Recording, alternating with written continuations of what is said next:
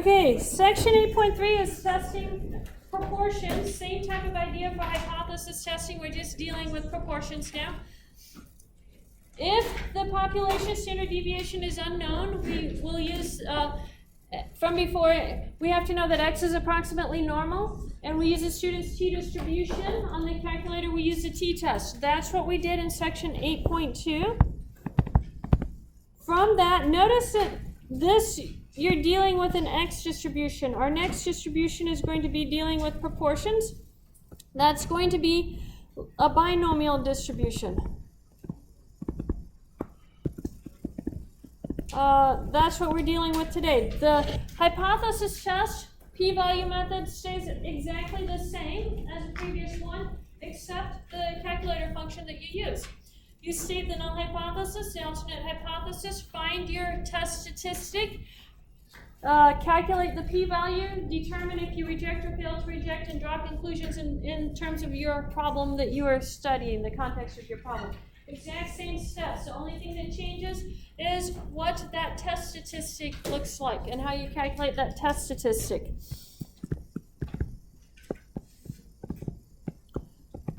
These are going to get to looking the same. That's a good thing. The traditional method looks identical here again, except for the test statistic. You're going to state the null hypothesis, state your alternate hypothesis, calculate your test statistic, find the critical value that you look up on the table. You're going to use your critical value to determine whether you reject or fail to reject your null hypothesis, and then you're going to draw conclusions about your problem, in terms of your problem. Same basic steps.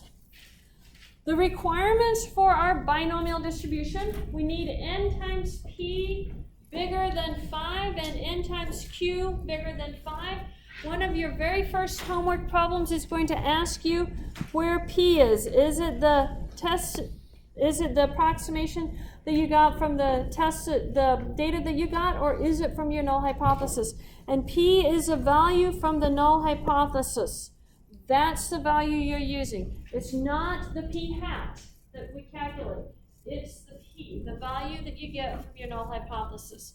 Based off of that, that's how we determine whether we can do this binomial test. And that binomial test is a normal approximation to the binomial distribution. So the test statistic will look like z values here.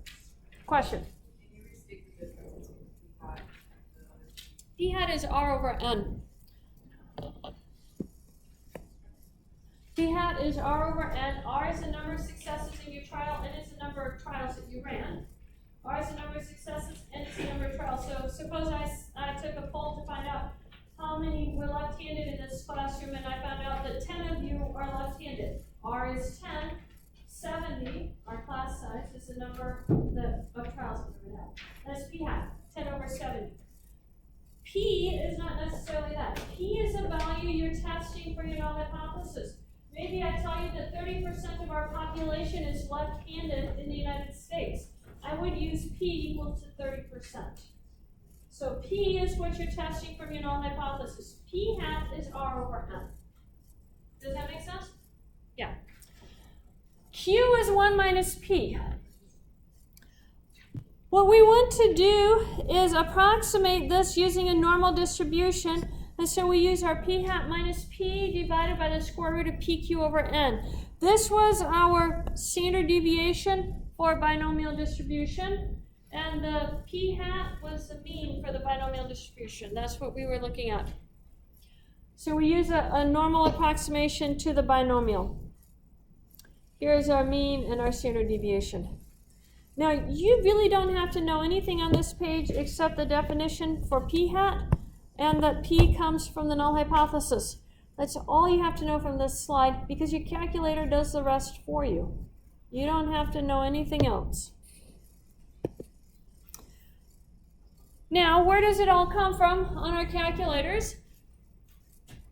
On the calculator, you're going to use stats test, 1 prop z test, or if you're looking at a website, I put the website right here. It's linked on eClass.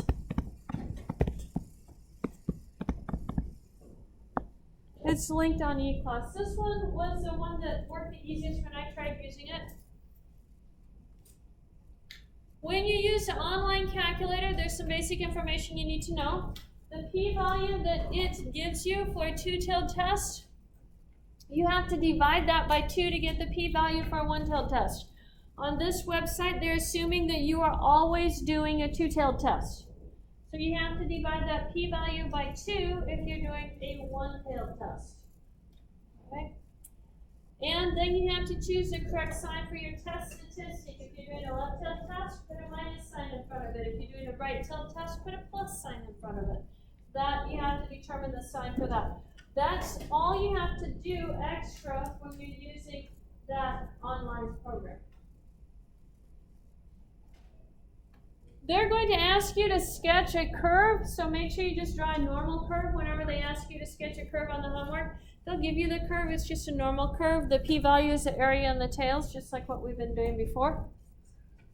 You're going to conclude your hypothesis test exactly the same way as we did before for both the p-value method and the traditional method. So the only thing that changes is the function we use on the calculator. Let's do an example. A team of eye surgeons has developed a new technique for a risky eye operation to restore the sight of people blinded from a certain disease. Under the old method, it is known that only 30% of the patients who undergo this operation recover their eyesight. Suppose that surgeons in various hospitals have performed a total of 225 operations using the new method and that 88 have been successful. The patients fully recovered their sight. Can we justify the claim that the new method is better than the old one? Use a 1% level of significance.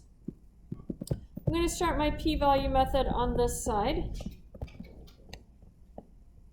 What is the null hypothesis?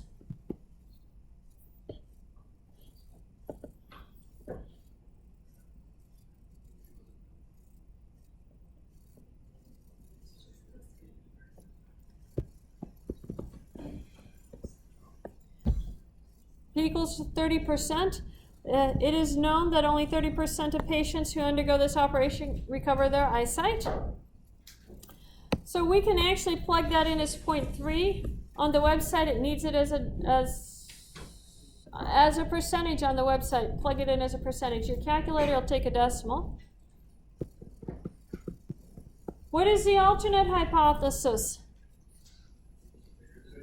Yeah, better than the old means greater than. Now we have to calculate we have to write down what our numbers are that we have up here. What is our p hat, our number of successes over our sample size? How many successes do we have? 88. How many operations were performed? 225. So this is our n. And this is our number of successes is 88. And then let's identify one other value. What is alpha? 0.01. Now, let's go to our calculator with this information.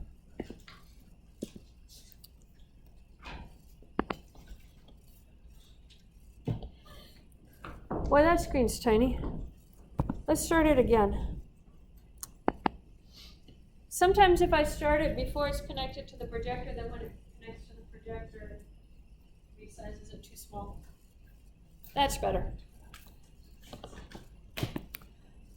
Okay, so where do we find our test? Which test are we looking for? Stat, tests. Which one are we looking for?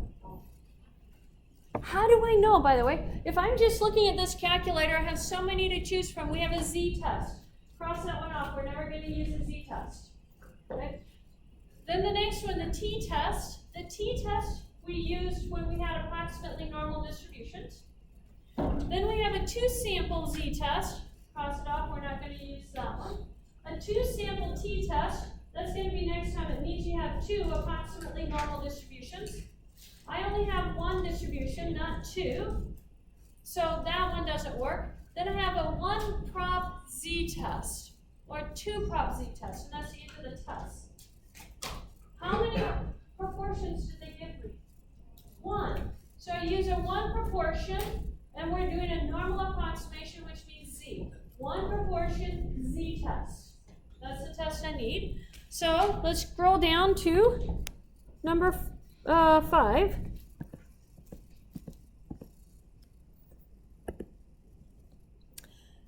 Now it's asking P0. P0 is your null hypothesis. What was our null hypothesis for this question?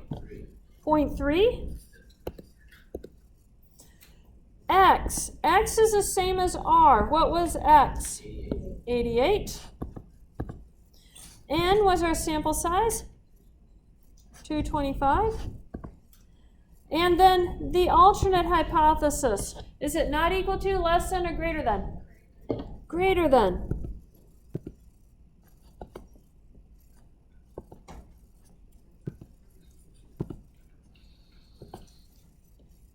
So what does it tell me my sample test statistic is? That would be Z.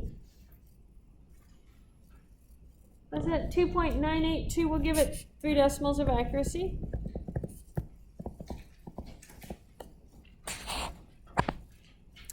And it says the p-value is 0.0014.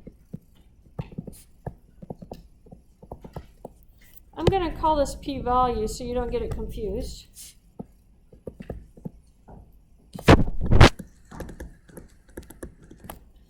Notice what else they give us here. They give us p-hat. Your homework problems are going to ask you for p-hat on the computer. It's right there, 0.3911, if you are entering p-hat into your computer. And it also tells you n, so that you can check and see if you've made a mistake on the data prop that you've entered. Now, this is all the information I need right here. At alpha equals a 0.01 level, should we reject or fail to reject? Which one's bigger, the p-value or alpha? Alpha. So I have p-value is less than alpha. Reject. Reject H naught. That means our data is statistically significant.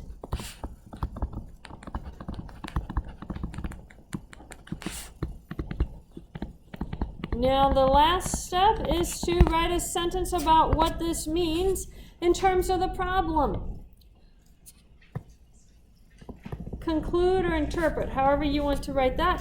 So we simply say, at the 1% level of significance,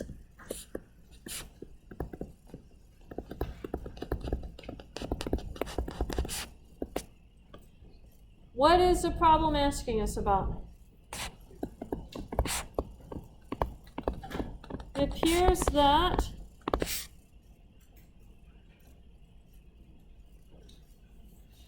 what is the problem asking about? The patients got better. Which patients? The patients with this new eye operation had better results, right?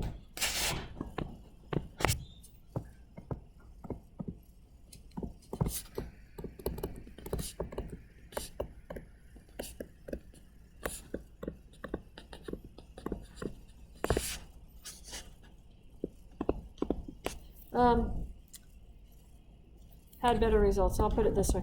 There's too many. Oh, maybe not. I thought I had a repeated word. Had better results. In other words, they got well more often. Question? I was thinking the alternate hypothesis is whatever, like the opposite of what the hypothesis is. That is when you're using equal to. When I said opposite last time, I was talking about equal to. If someone is asking you, is it the same as, the alternate hypothesis is the opposite. Yeah. So if it is alternate hypothesis, it's just like whatever the question is. Yes. Whenever you're talking about better than or worse than, then you use what it's stating there. In other words, think about your alternate hypothesis. It's what you want to accept when your null hypothesis is wrong. Okay. That's what you're writing down. Okay, thank you. Question? If you were to fail to reject the alternate hypothesis, would it not be statistically significant? Yeah, it would not be statistically significant. That's correct.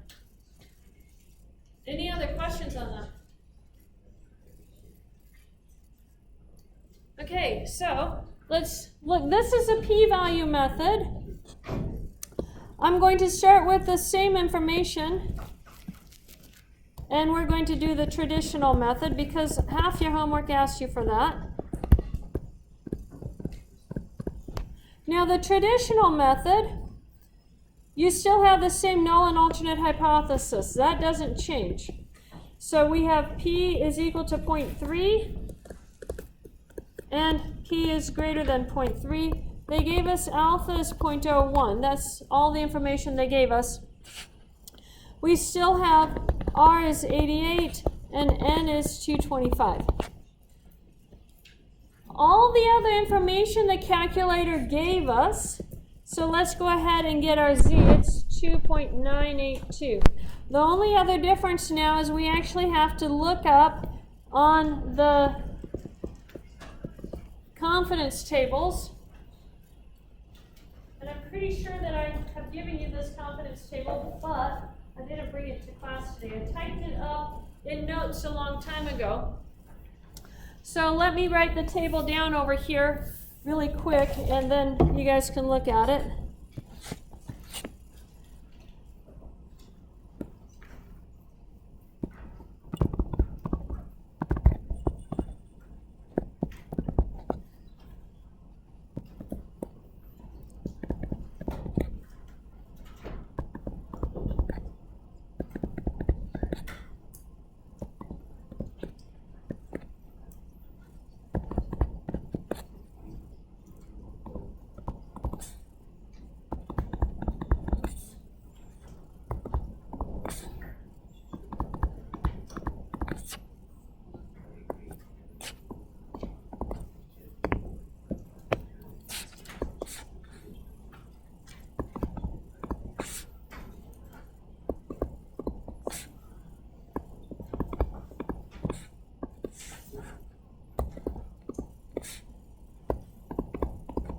Okay, there's a table. I've typed this up. It's in one of our previous lectures from chapter 6. But it's right here, so if you need to find it during the homework, you can just pop it up to get this, to look up the z-values. The critical value goes with our alpha. In this case, I'm looking at 0.01. 0.01 is going to be coming from the same thing as a 99%.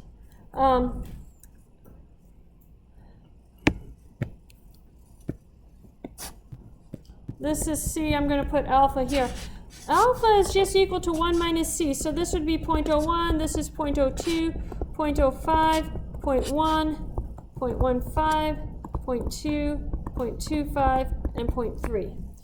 Those are the alpha values that go with it. So what is Z sub 0.01? 2.58. So we just look it up off the table. Now this is a right-tailed test, so I use positive.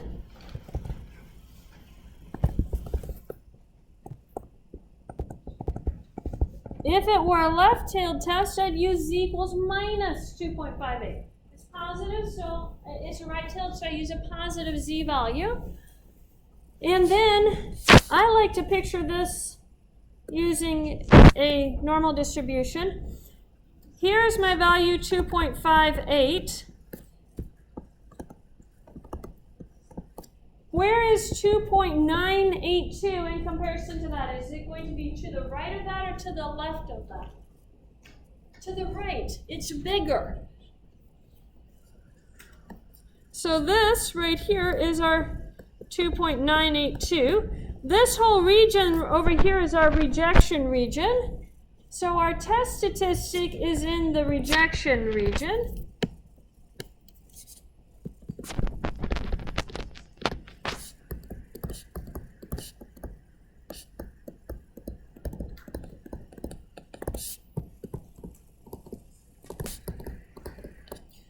That means I am going to reject the null hypothesis.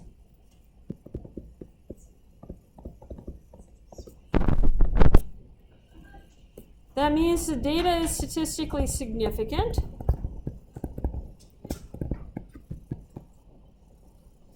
You spelled it statistically significant. And now we conclude. So, at the 1% level of significance,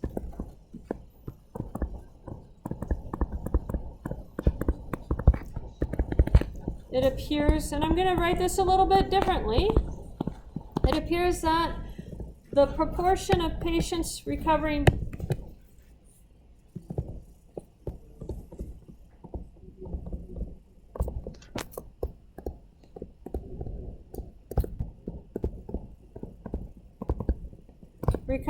full eyesight under the new method is higher.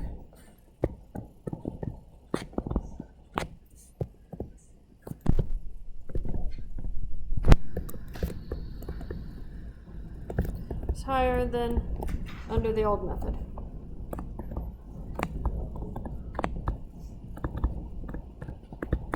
Notice I gave you a different way to word it. There's more than one way to word it. What you have to get in there is a level of significance and what to conclude. You need to tell your people, you've gone to this conference, and you have this new method to tell everybody. You need to make sure everybody understands your new method is better than the old method. That's what you have to tell people. Now, if your new method is worse than the old method, you also have to tell them that. Question? If the level of significance is 1%, is that what the confidence interval is 99%? The confidence interval, yeah, Okay. that's exactly the way they go. They're opposites, one minus each So other. could you state the way it stays at 99% confidence interval, such and such? Yeah, that's exactly right. It's the exact same way of doing the information. Okay. And when we actually get to the review day, we're going to do confidence intervals and hypothesis tests for our data of arm length and height. We're going to do them both. And you're going to see they're going to tell you about the same thing. Okay. Yeah. Any other questions on that? Question? So this is a right hand test? This is So the the right value test. that you got fell in the, Rejection region on the right. Rejection region is always in the tails. so when it lands, like right tail is this way, Mhm. left tail is this way, and then what about two tail? Two tail is, Oh, opposite. yeah, always in the tails, never in the middle. Lands in that region. Then we reject it. That's exactly correct. Any other questions on that? Can we do that on our homework? Hopefully, yeah. Okay, so we're going to get one to practice on the next problem. We'll do that on the next section, not on this section. Section 8.4 is a little bit more in depth. Section 8.4, you're talking about paired data values, before and after measurements. That's what we're talking about in this section. Paired differences. And so we have one added step to do this. I skipped a page. Here, let's put it up on full screen. Okay, so this was our section 8.2. This was our section 8.3. We're doing exactly the same thing. We're just using a different function on the calculator. Exact same steps for hypothesis testing. What we're going to do is change it one more step. Dependent samples are samples that are somehow paired together. They have a relationship together. Before and after measurements are great dependent samples. If you are doing a test, you might, what they like to do in education is to give a pre-test to everybody, talk about the math covered, and give a post-test at the end. I don't know, my whole 7th grade year was that whole thing, pre-test, chapter, post-test, and we were supposed to improve on the post-test. However, the teacher also let us skip the post-test if we got an A on the pre-test. So some of those people in the math class would study really hard to get that A on the pre-test, so they wouldn't have to take the post-test. I wasn't one of them. I didn't figure I needed to study for that pre-test, and I always failed that pre-test because I never knew what they were talking about on the pre-test. I usually did pretty good on the post-test, so I had to. But I You like math anyway. It's the only subject I really did like in my entire life. I've only liked math. I like reading until they give you all those dopey questions to answer. They are dopey.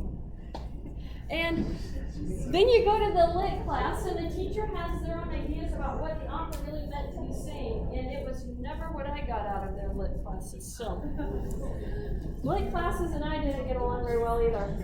In history, you have to know the dates and the names of the people. I'm good with the stories. I can tell you what happened, but don't ask me who it happened to or when it happened. That's just not going to happen. So, the only thing I was good at was math, just never the pretests. What about science? Science, I didn't have the greatest experience with science in elementary school because pretty much one teacher really liked insects, so all we did is went around and cotton filled insects and mounted them on boards. And the other teacher really liked birds, so we sketched birds all day. I don't like birds and I don't like insects. I mean, I like birds. They're okay. It's like, oh, cool, there's a bird flying, but I don't want to tell you about that bird. So, yeah. I got into chemistry in high school and I liked chemistry. But I didn't like biology. Our biology teacher was also the principal, so we never did anything in biology. Anyway, paired data, before and after tests are paired data.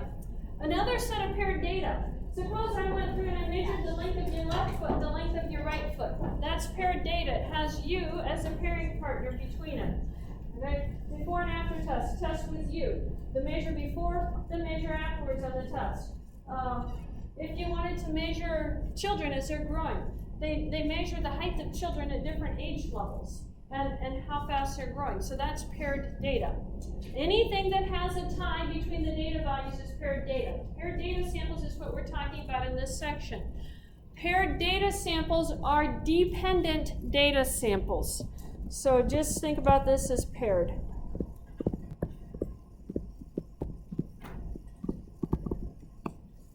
Values that are tied together. And the reason I stress that is because when we get to the test, you're going to need to know, is that set of data I gave you paired or not? Section 8.5, they're not going to be paired. But that's the only difference in these two problems. You have to identify, is it paired data or is it not paired data? So, let's look at an example. A psychologist has developed a series of exercises called the Instrumental Enrichment Program, which he claims is useful in overcoming cognitive deficiencies in mentally retarded children. To test the program, extensive statistical tests are being conducted. In one experiment, a random sample of 10-year-old students with IQ scores below 80 was selected. An IQ test was given to these students before they spent 2 years in an IE program, and an IQ test was given to the same students after the program. Do you think this data is paired data? Yes. They are paired by the pairing is by the student, the person being tested. The student in the program who is being tested. That's the tie between the pair. How can you pair them? By the student. So if there are 20 students in the sample, how many data pairs do you have? 20. It is not a trick question. And I have a reason for asking that question.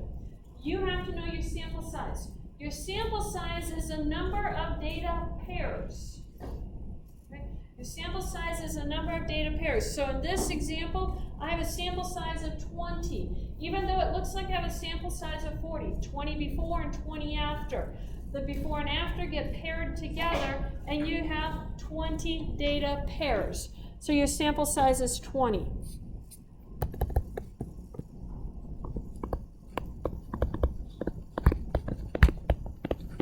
Okay, so what are the requirements? We're going to look at the difference of the data pairs, and that difference is going to be approximately normally distributed. That's the assumption we have to make. That means it has to have approximately a bell-shaped histogram shape when you graph it. Our test statistic is going to be given to us using our t-distribution. So that means we're going to use a t-test, a student's t-test on the calculator. The mean is going to be the difference of, the sample mean, x bar, is going to be represented by d bar, and our population mean is mu sub d, the mean of the differences. Our standard deviation is going to be represented by the sample standard deviation divided by the square root of n. N is our sample size, the number of paired data values. All of this we're going to plug into our calculator on the t-test.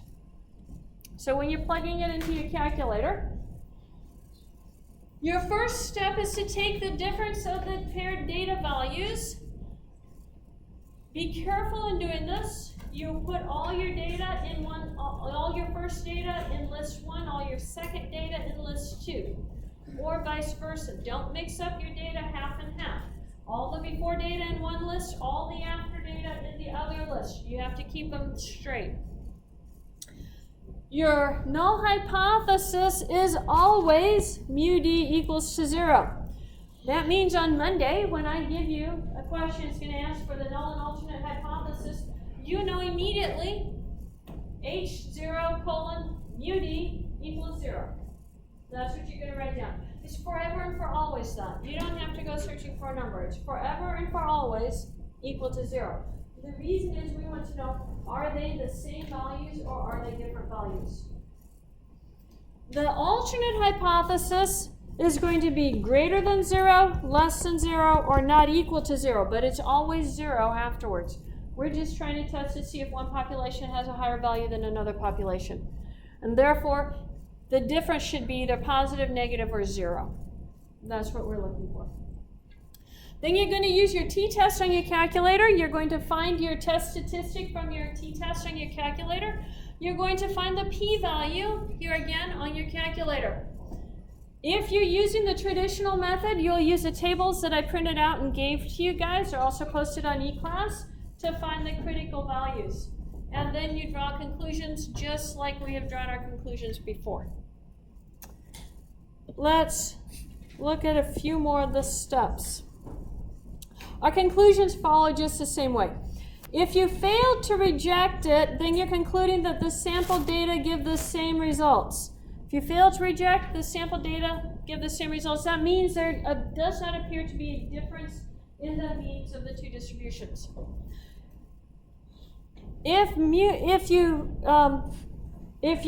reject your null hypothesis and your H naught was mu d is greater than 0, then the first list has a higher mean than the second list. But when you're interpreting that in your problem, you're going to tell me what that first list was. If it's the length of your left foot, you're going to say the average length of the left foot appears to be higher than the average length of the right foot. But that's their basic information right there. If it's less than, then the first list has a mean lower than the second list, or not equal, then we just say different for not equal. So that's basically your conclusions. You just have to put the terms from the story into your conclusions for this. Now, let's look at an example. One entire slide. That looks a little bit overwhelming. Most of that is extraneous information. We only need it to draw our final conclusions on it. But let's read it. Do educational toys make a difference in the age at which a child learns to read? That's what someone's trying to study. Notice they use the term make a difference. What that means, I'm probably going to use a not equal to in my alternate hypothesis. So let's continue reading. It says, to study this question, researchers designed an experiment in which one group of preschool children spent 2 hours each day for 6 months in a room well supplied with educational toys, such as alphabet books, puzzles, ABC readers, coloring books featuring letters, and so forth. A control group of children spent 2 hours a day for 6 months in a non-educational toy room. It was anticipated that IQ differences in home environment might be uncontrollable factors unless identical twins could be used. Therefore, 6 pairs of identical twins of preschool age were randomly selected. From each pair, one member was randomly selected to participate in the experimental, that would be the educational toy room, and the other in the control group. For each twin, the data item recorded is the age and months at which the child began reading at the primary level. Assume the distribution of differences is mound-shaped and symmetric, so they told me it's approximately normal. They give us the information right here. And the next slide is going to ask us to solve this using the p-value method. They didn't give us an alpha value. Actually, they did. I just didn't write it down. So let's choose our alpha. What do you want to choose for alpha?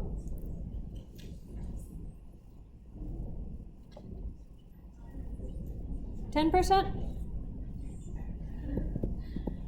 Why not? You will be given alpha in all of your homework problems. I just didn't get it typed down on here.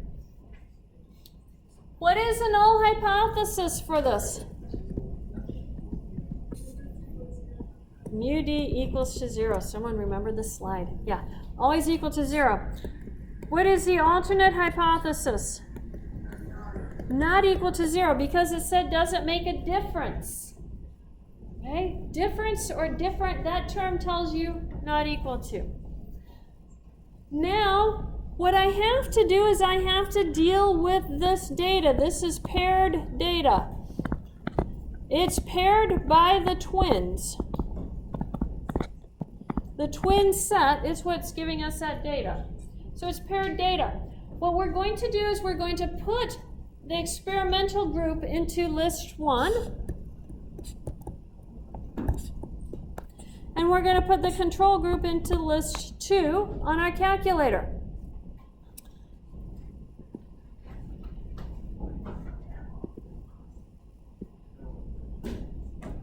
Now, I took the time to do this last night.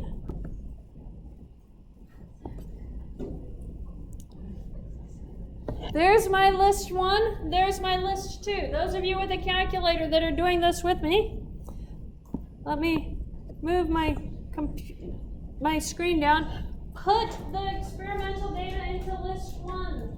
Put the control data into list 2. It's important if you have your calculator that you do this, because I'm going to show you how to get your data into list 3 from those 2 lists.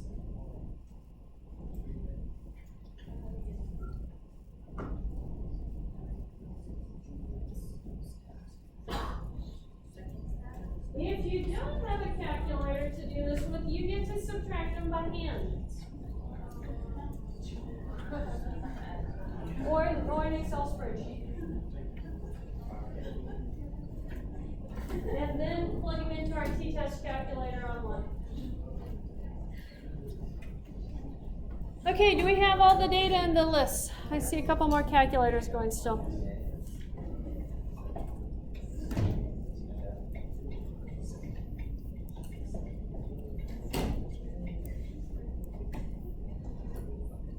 Okay, the data is in the list. Now, let me show you how you're going to get the data into the list 3. You're going to do L1 minus L2, then you have an STO key, and then you're going to type L3. So let me show you that on the calculator. Out of the list, exit your list, get to your normal screen. Down here, above your letters number 1, number 2, number 3, you have an L1, an L2, and an L3. Those are the names of your list. Okay? So we're going to do second L1. Second, the number 1, that gives me an L1. Then I'm going to push the minus sign, not this little sign, but the actual subtraction sign. Second L2. And then you see right next to this number 1, you have an STO with a little arrow after it. That's a store key, so we're going to tell it to store it in list 3 for us. So store that in list 3. Hit enter. It will pop it up and tell you what's in list 3. That's the differences of your data values. If your list is relatively short, it'll give you the whole list. If it's long, it'll put ... at the end and give you the first few terms in your list. Okay? Did everybody get that done? Okay. Now the rest you can do. We're going to go to Stat, over to Tests, And we're using a t-test, which is number 2. And we need to input data, so make sure data is highlighted. Move your cursor over it, hit enter, and that'll highlight it. The null hypothesis in this case was what? 0. It's always 0. So the null hypothesis is 0. You have to make sure it says list L3. To do that, all you do is hit second and the number 3, and it'll put the list L3 in there for you. So make sure you put the list L3 in there. Frequency is 1. Never change the frequency. And then your alternate hypothesis. What's our alternate hypothesis? Not equal. So move down, hit enter over that, and then go down to calculate. What is the test statistic? Negative 2.646, rounded to 3 decimals.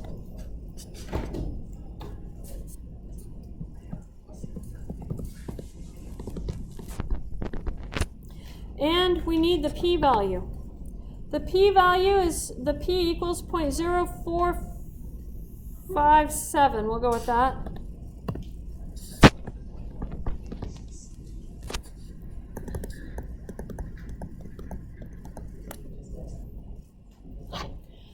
Okay, then using the p-value method, I have to compare the p-value and alpha. Which one is bigger?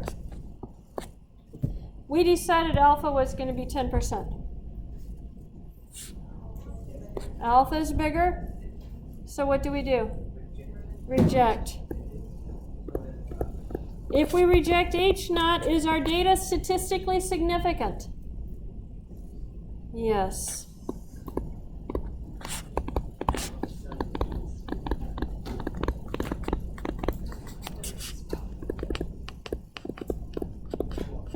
Now, let's draw our conclusions.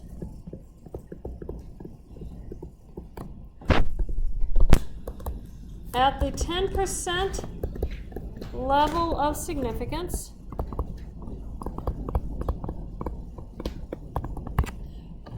we did not equal to 0, so our alternate hypothesis is not equal to 0, so we will say it appears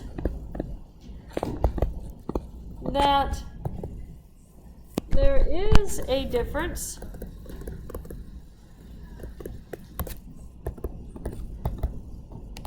in the average age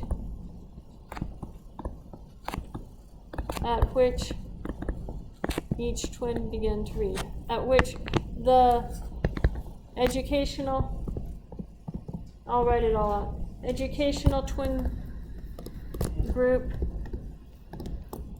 begins to read.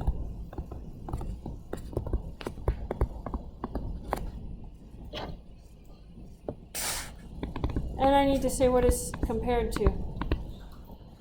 In comparison to the control group. Notice I didn't say that they started reading sooner.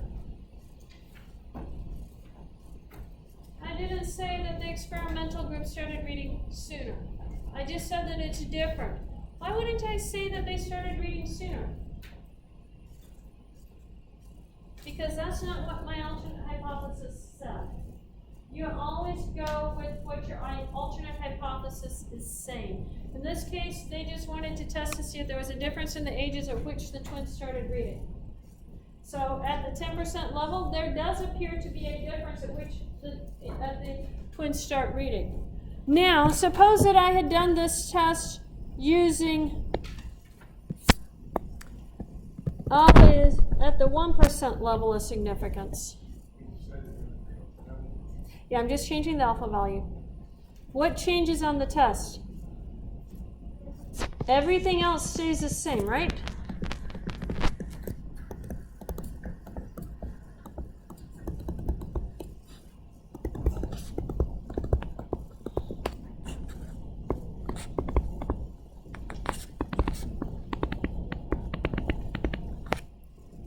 So everything else stays the same from the calculator because you never tell the calculator alpha.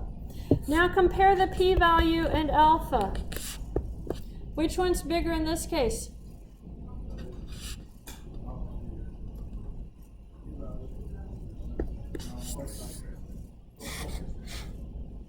This is 4%, 4.57%, and that's 1%. Yeah. So the p-value is bigger. What does that tell you do then? Reject or fail to reject? If p-value is bigger, fail to reject, then what is your conclusion? At the 1% level of significance,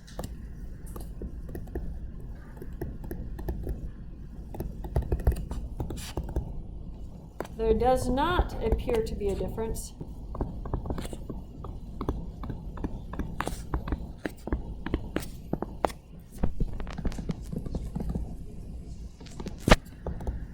In the mean age when the twins started to read.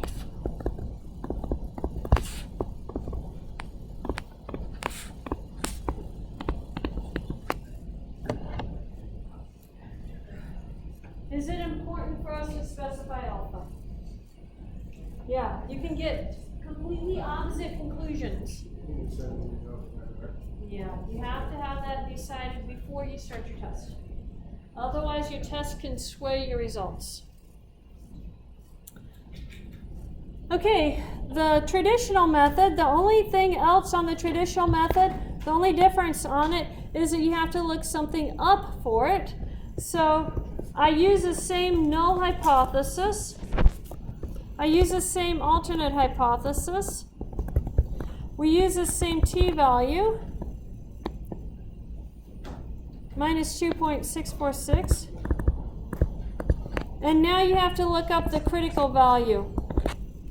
In this case, let's go ahead and do this for alpha equals a 1% level or 0.01. Remember, how many twin pairs did we have? 6.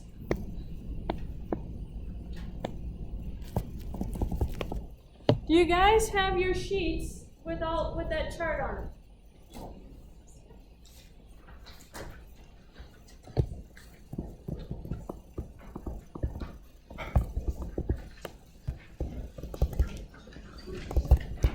This is your checkpoint exercise. I was going to make you do a whole one all by yourself, but finish this one because we're going to run out of time. On your checkpoint exercise, so give me the null hypothesis, give me the alternate hypothesis, give me the t, and then look up the t sub c. This is for a 1% level of significance. So let's look this up in our charts. Notice if you're looking at the charts that we've used, you're looking for the 0.01 on a one-tailed or a two-tailed. Is this a one-tailed or a two-tailed? Two-tailed. So you look for 0.01 in the two-tailed row, which is the second to last column, and then you go down to your degrees of freedom. What is your degrees of freedom? 5. So go down to 5, where that runs together, and what do you get? 4.032. But it's two-tailed, so you have to put a plus or minus on it.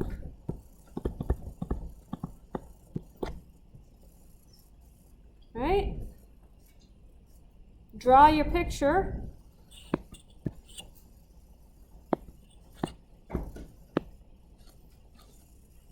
Our 4.032 is over here, and our minus 4.032 is over here, and our minus 2.646 is going to be right here. If this right here is your rejection region, and that right there is your rejection region, do you reject or fail to reject? Fail to reject. So you're going to have fail to reject, and then conclude.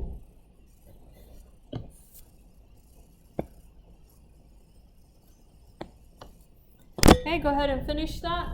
Your conclusion is going to be very similar to what I have up there. When you're done, make sure your name is on your papers and turn in your papers. And study just like you did for today for class on Monday. That worked a lot better. I'm impressed, guys.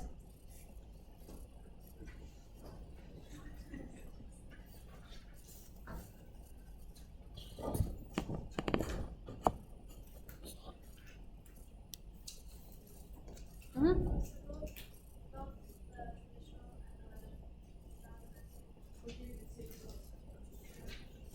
They're the same way, the different ones are the same.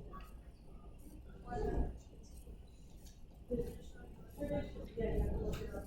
And the difference is that with the tradition, you have to have the students, so the key value. And that's where people are starting to go.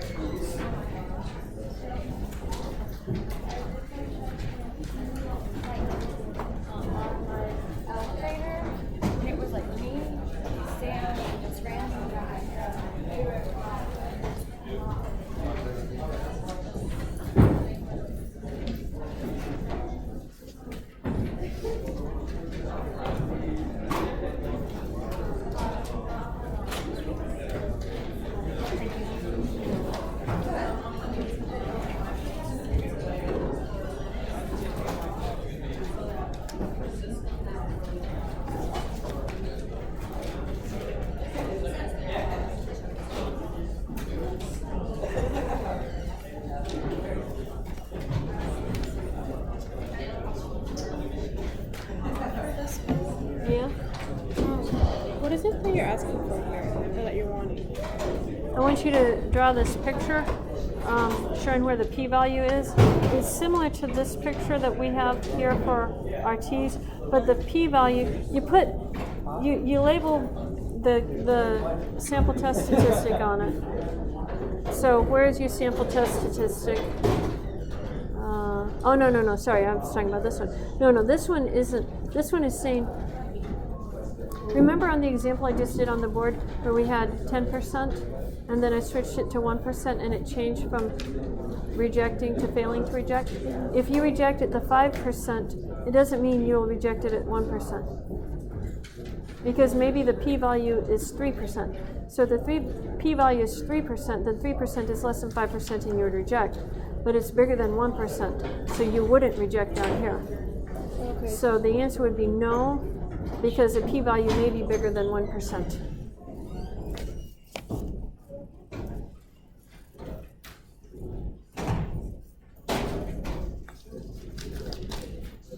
Maybe because the p-value may be bigger than what?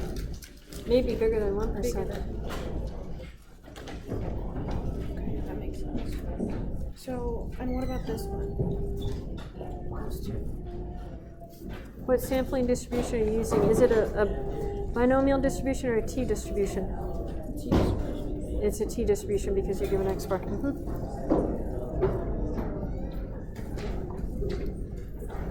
this one? So that's an interpretation. So it's just like the interpretations I was doing in class. I'm going to let you try it, and then I'll tell you if you have it right or not. That's starting at the 1% level or whatever they give you for alpha. Show it to me and then I'll see if you have it right or not. It's for the interpretation. It was still about the same problem, right? Yeah. We know it's the same thing. Yeah. Okay, just wanted to make sure. Identical. Yeah.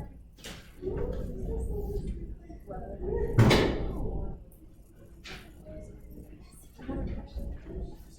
Now, was it called hypothesis test or student t test? Student or T. Student T. Yeah. That's what I'm looking for.